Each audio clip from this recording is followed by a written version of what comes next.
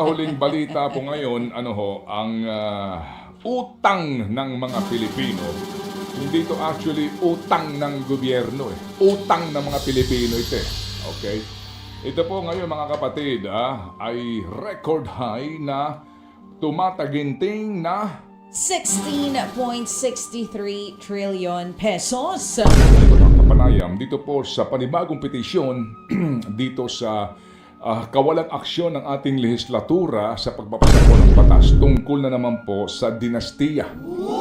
Yung pong klarong probisyon sa ating saligang batas na para po magkaroon ng patas na pagkakataon ang lahat na makapanungkulan sa gobyerno dapat daw po ipagbawal ang political dynasty. Pero kailangan po ng kaukulang batas. Mamaya po, kami po ay nagkaroon na rin ng tampok tungkol dito sa political dynasty. So that's one issue.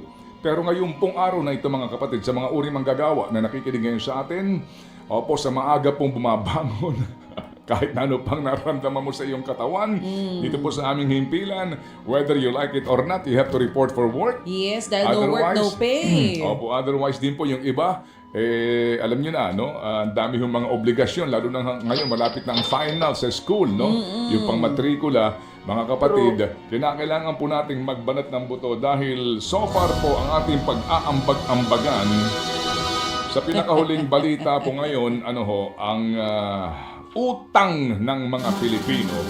Hindi ito actually utang ng gobyerno eh. Utang ng mga Pilipino ito eh. Okay?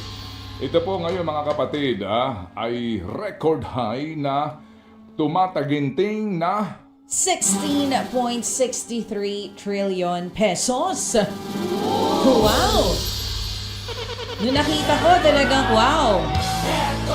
Utang pa more. okay. 16.63 at lolobo pa po yan sa mga susunod na panahon.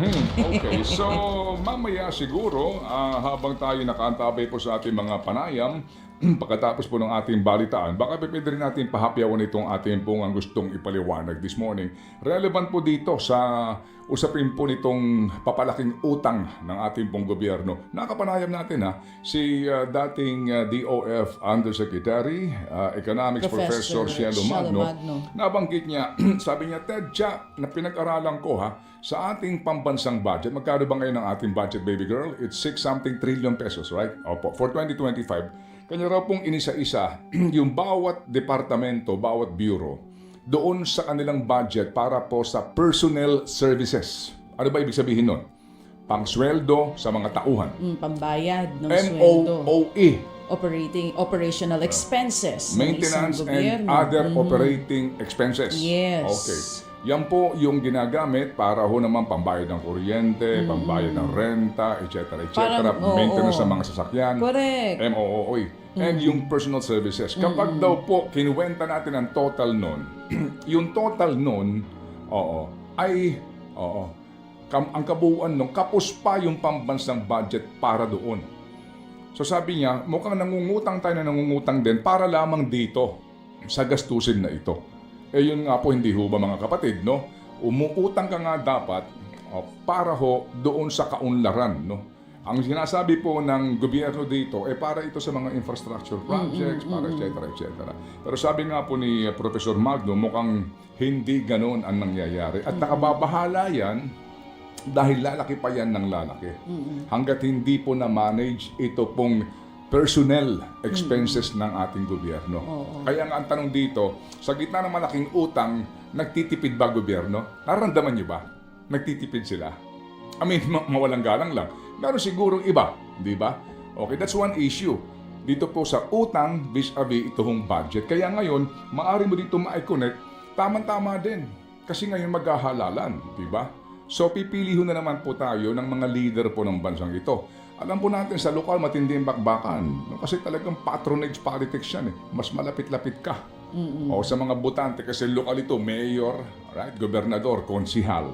Pero sa pagpili po ng mga kongresista, although ang turing dyan local, bagamat ang congressman po is a national official, Opo, hindi po yan local official. Ngayon, ang mga senador po lalo na sa pagpili po sa kanila, napakalaking bagay po niyan. Kasi sila po sila ang bubuo at mag-aaproba ng pambansang budget. Napakalaki po ng kanilang responsibilidad Malaking dito. papel ang ginagampanan nila. Opo. So, sa isyong yan, mga kapatid, ito nga po ngayon. Pwede mo rin i-connect dito po sa nangyayari ngayon na papalapit na po yung halalan. Laki ng utang. Okay? Ito na nga po, yung pinakahuling survey sa mga Pilipino tungkol sa kanilang naranasang gutom. Ito po ay record high naman after ng pandemic. Yung dami po ng mga Pilipinong nagsabi na meron kaming involuntary hunger. Ano ba ibig sabihin ng involuntary hunger? Sinasabi nga po dito sa pinakabagong survey ng SWS na ginawa po noong March 15 hanggang March 20. Marami nga pong mga Pilipino ang nakararanas nitong moderate hunger. Moderate hunger meaning isang beses o ilang beses po na nakakaranas ng gutom sa nakalipas sa 3 buwan. Meron pang isang binanggit dito sa pag-aaral, yung severe hunger. Ito naman po yung madalas nakakaranas ng gutom. Sinasabi dito sa survey, mga kapatid, na tinatayang 7.5 million na mga kabahayan ang nakaranas po ng involuntary hunger sa nakalipas na 3 buwan. Ang ibig sabihin, ito po yung mga nagugutom at walang makain na mga Pilipino since the pandemic. Kaya lang ngayon hindi na pandemic. At ang daming ayuda. Sa dami ng pinamimigay na ayuda, hindi lang ng DPWH, maging ng iba't ibang ahensya ng gobyerno. Meron silang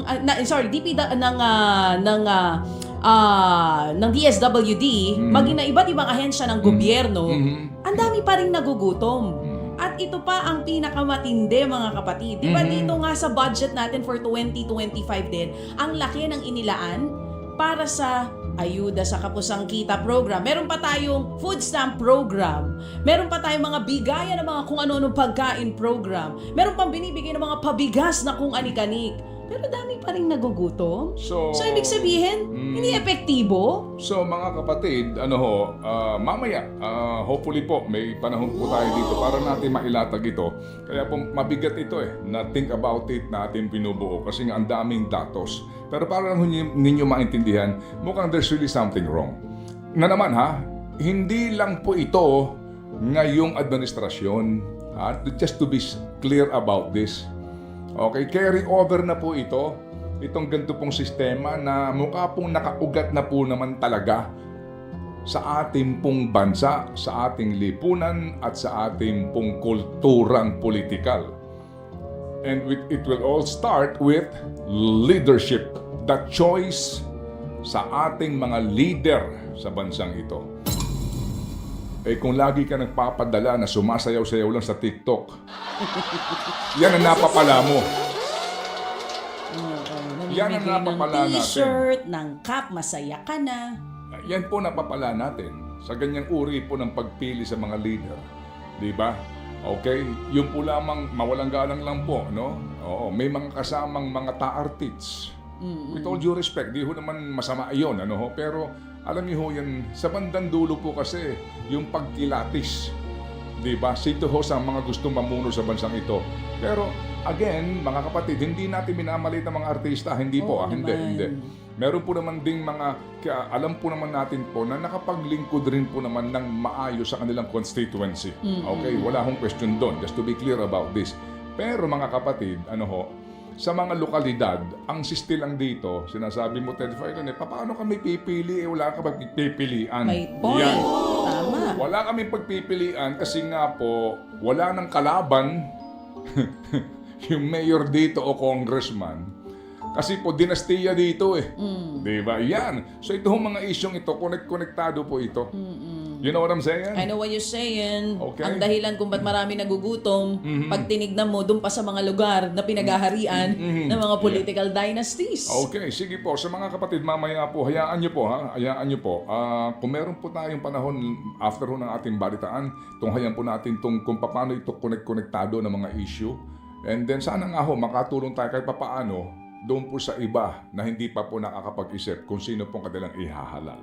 Okay, so kung meron pa ho tayong pag-asa na mabago pong kanilang mga kaisipan at pananaw sa buhay. But at the end of the day, ang mga mahihirap na butante kadalasan po kadalasan po na, sa lokal na halalan, nadadala yan mga kapatid kung sino po ang nakapagbibigay ng mas malaki. Kasi ang kanilang katwiran din, ngayon lang kami nakikinabang dito pagkatapos ng eleksyon, hindi ko na makikita itong taong ito. May ganun po, di ba? Masisisi mo ba ang isang pamilya na gutom? Walang pambili ng bigas. Di ho ba? Sa akin dito, kung sino makapagbibigay ng mas malaki, yun ang sa amin. Kasi sa pagkatapos manalo niya, wala na naman kami marinig yan. Hindi na Alam magpaparamdam. niyo yun? Di ba?